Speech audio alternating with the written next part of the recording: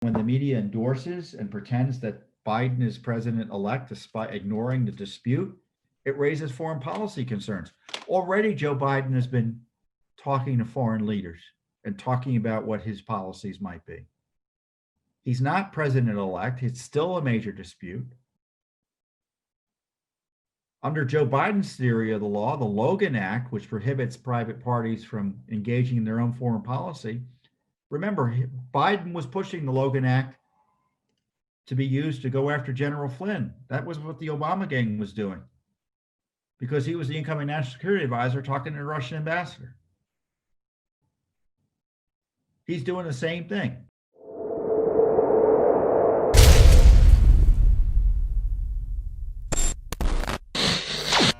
The media has been irresponsible in terms of pressuring and trying to really just pushing propaganda to help Joe Biden in this election dispute.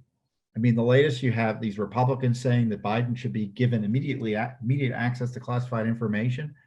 To be fair, I'm not sure what the law requires, but if I were President Trump, I would say Joe Biden, frankly, if I were any president, I'd say Joe Biden is a security risk. We have evidence he and his family were involved in money laundering and a RICO-style operation with China and other countries. We already know he's abused. There's evidence he abused his previous access to classified information in targeting General Flynn and President Trump. And therefore, I'm not going to give him classified information until the law requires me to do so. And for as long as I can, I'm not going to risk our nation's security. That's what my position would be. And when they endorse and when the media endorses and pretends that Biden is president-elect despite ignoring the dispute, it raises foreign policy concerns. Already, Joe Biden has been talking to foreign leaders and talking about what his policies might be. He's not president-elect. It's still a major dispute. Under Joe Biden's theory of the law, the Logan Act, which prohibits private parties from engaging in their own foreign policy, remember, Biden was pushing the Logan Act to be used to go after General Flynn. That was what the Obama gang was doing because he was the incoming national security advisor talking to the Russian ambassador. He's doing the same thing.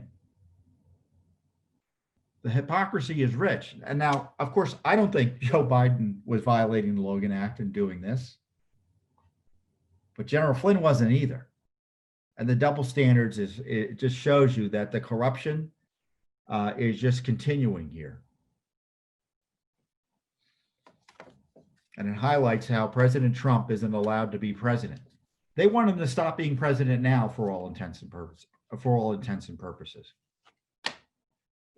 And the coup is just pressuring him and attacking his civil rights.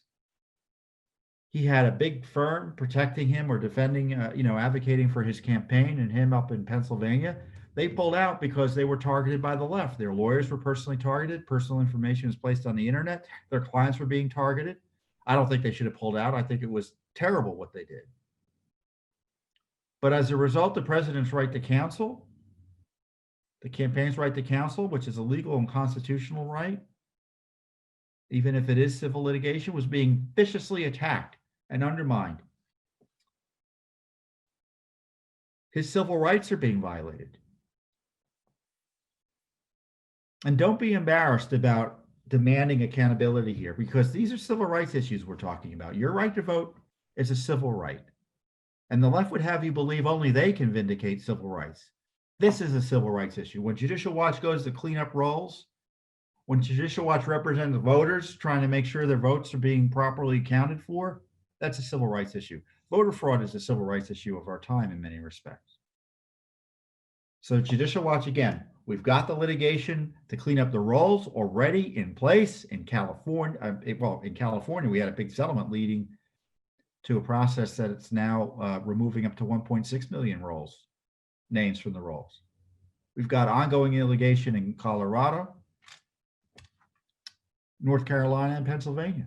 And on top of that, we've launched new investigations into this election crisis we're now in. Thanks for tuning in. Be sure to subscribe to our YouTube channel to catch all the latest news from Judicial Watch.